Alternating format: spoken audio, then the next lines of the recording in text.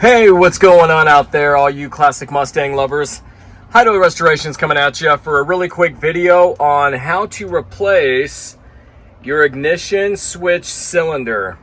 So this bad boy is more than 60 years old, and my key's starting to get pretty jingly. It's just not catching the switch very well. So what I'm going to do is just show you how to replace your ignition switch cylinder.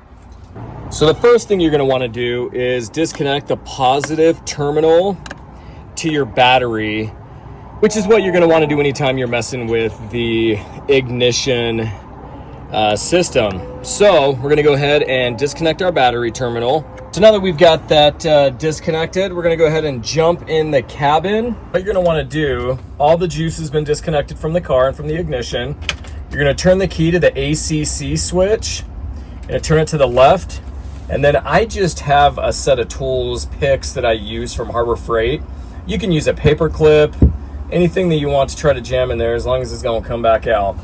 So you've got your key turned to the left to the ACC. You're going to push in your pick into this little hole. You're going to twist one more time. You can hear how it clicks, and you're going to pull the entire assembly out.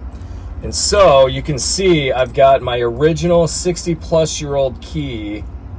It says Ford. It's kind of unfortunate, but it'd be really nice to have a cylinder that just doesn't wiggle and jiggle and sometimes try to short out as I'm driving down the road, especially with the internal lights. So you can see I went down to O'Reilly's and for $12.99 picked up a new cylinder. So we're going to do the same thing. You're going to note that as we come into the locking cylinder, you're going to see that there's a spot where you've got two grooves and then a single groove. So you're going to want to make sure that you align the two grooves right here up, and then the single groove right there.